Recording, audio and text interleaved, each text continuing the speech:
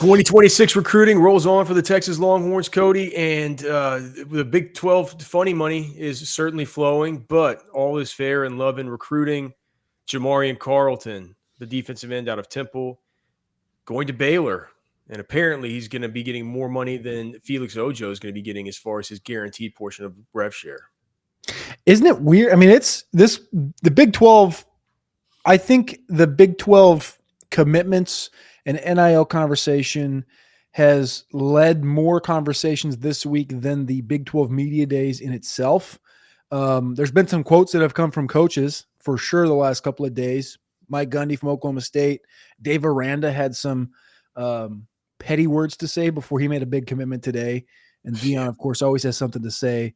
That's not negative, by the way. But I think it's interesting. Dude, the Big 12 funny money started out, obviously, it seems like a year ago now with Kyson Henderson, the quarterback that's at Houston.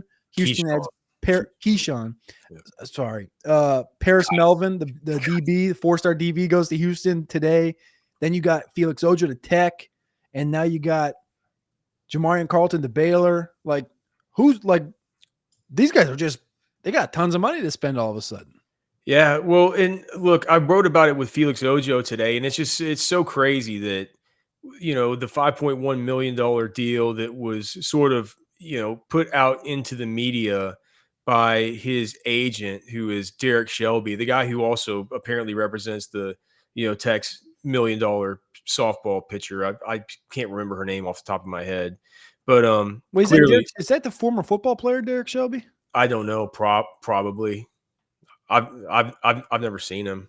I've just heard his name mentioned in these things because he always wants to get his name out there because Cody, it's what agents do, especially now with the new age of NIL and rev share and stuff like that. It's a big deal for him to, have a story that's like, in the New York Post talking about this record-breaking $5 million deal for Felix Ojo that shocked the world. And that's obviously good for recruiting other people and stuff like that. But and that's always what agents do, right? That's what Rosenhaus does in the NFL whenever he does a deal, for Tyreek Hill.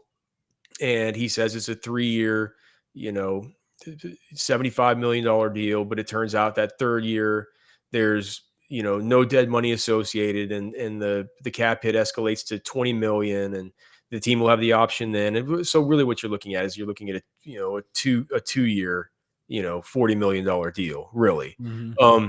When you look behind the hood of Felix Ojo's deal, I just think it's interesting because Bruce Feldman reported, so it's basically $775,000 per year. But then from Bruce Feldman's piece, he says Ojo's deal, according to a tech source, and he spoke to 3 tech sources about this, includes a verbal agreement that can escalate the total value of the contract into the $5 million range if there is a very large jump in revenue sharing cap for schools, or if there is minimal regulation of schools adhering to the cap. In much of the way, there's been minimal regulation of NIL since its institution in 2021. So basically, it's just a verbal agreement for all but like 2.1, 2.2 million of this that is based, it has prerequisites like a large jump in revenue sharing cap or minimal regulation of schools adhering to the cap. These are all really nebulous things that are impossible to predict, especially if you look, it's like we're talking year 3 of the Felix Ojo deal. That's 4 years from now. Look how different things are now than they were in 2021. So it's interesting to me that that's the deal, and that, now we're hearing the stuff with Jamarion Carlton that, as far as his rev share stuff, it's going to be more. And I just get the idea that Texas, it felt like Texas was kind of back into it for a little while there, Cody. Yep. But then, they thought, is this going to be, are we going north of that 775 number? We're talking 800, 900.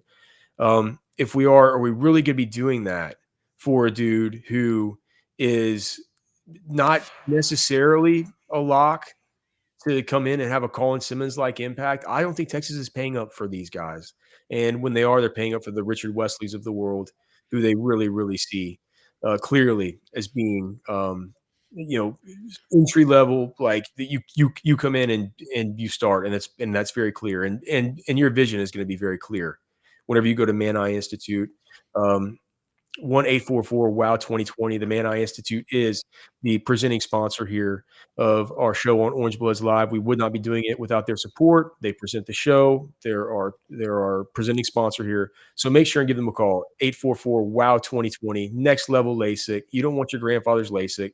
You want the best of the best. Only 2 places in America have this new LASIK system that they have at the Man Eye Institute. They have a big thread on Orange Bloods right now, answering a bunch of questions. So click that QR code. You can join Orange Bloods today, and you can find out more about Man Eye Institute if you've been looking into LASIK. Thanks so much to the Man Eye Institute. And also, we have to give a shout out to the Alpha Seasoning. AlphaSeasoning.com. Cody and I's great invention. Go to alphaseasoning.com, scan the QR code. It's our new custom elite spice blend that we've worked for years to develop. It's made with the highest quality ingredients. It's made with ingredients that you don't get in other spice rubs. The Man Eye Institute is the reason why we're here on the show, but this is our product that we're super proud of, and we'd like you to check that out, alphaseasoning.com. Thanks to everybody. But man, you guys took like a case off of us just last night, so thank you very much for that, alphaseasoning.com. All right, Cody, Carlton, I don't know. Where do you want to take it from here? NIL stuff, Texas, like Big 12 media days. What's next for Texas? We have the Samari Matthews commitment ceremony coming up soon. Yeah. What do you think? Well, I think I mentioned the three big players, Ojo, Carlton, Henderson, but I left out Ryder Lyon, however you say it, Lyon. He's committed to BYU. He's also a top 12 quarterback, second ranked on Rivals right now. So the number 2 and 3 ranked quarterbacks in America in the 2026 class are committed to Big 12 schools. 3 Big 12 schools have quarterbacks in the top 12, only behind SEC, who has 5. Mike Gundy had some words. Dave Aranda had some words. Yeah, Kenny Dillingham had some words. Mike Gundy's was from today. He said, and I quote, "You've got to admit the players are employees. Then you can build collective bargaining. We've all talked about it, but you have to admit they're employees." And man, at least he's coming out and saying it. I mean, Gundy's to the age where he's just like, he's not this young guy on the scene saying, "I'm a man, I'm 40." He's like, he's now a grizzled veteran. He's got to be the most. He's got to be the most seasoned guy in the Big 12 for sure. I'm trying to think. Him or Whittingham. I think Whittingham might be. Whittingham might have. Well, among the just the grizzled vets of that, and he's finally just saying, he's like, we got to make him employees. It's like, it feels so, we had Mitt Winter on, and you're like, man, it feels so taboo to talk about these guys as employees and stuff. But it's, I mean, at some point, you just like, if you're going to get to collective bargaining, like the step that you need to take before you get to that is the classification of the actual labor, right? Yeah. And it just feels like somebody finally had to come out and say it. And on top of that, this is going to be a big topic, I think, all of next week coming out of SEC Media Days, because I think it's just going to get more media.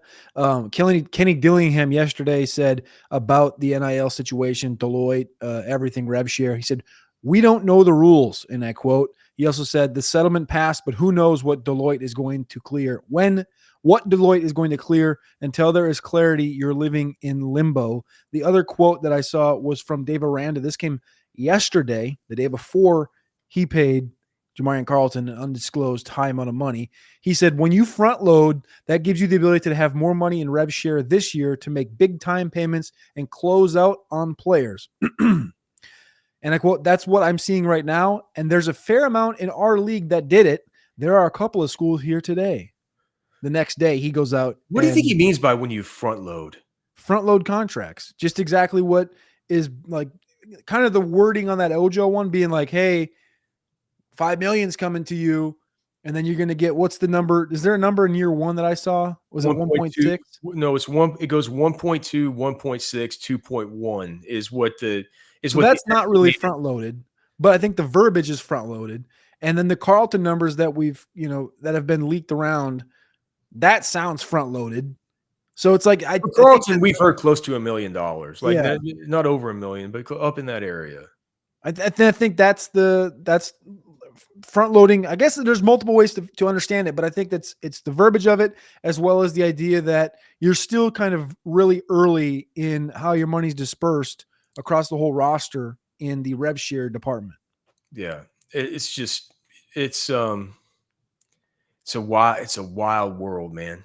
It's a wild world. And look, and this is not shade at Texas Tech for doing something really creative. and being able to rip off a prospect from the likes of Texas and Ohio State for what could end up being for about the same amount of money that Texas or Ohio State would have ended up paying, just the way that it was presented, right? For the way it was presented and saying, if this happens and if this happens, we're going to pay you this much, right? There has to be an implicit understanding there, though. Like, all right, well, if things do get cracked down on, that good for the like Dave Aranda. He said we're going to front load them now because that way we can, once the rev share portion, whatever that hits, we can have the extra money for the big time payments. Then they're being creative and they're doing it, and so kudos to them. Obviously, with Texas, it's been a couple swings and misses here in recruiting, but Cody, I do think that coming up here within the next 24, 36 hours. Somewhere in there. Is that what we're looking at? 24, 36 hours. When is Samari Matthews? 24 hours. 24 hours.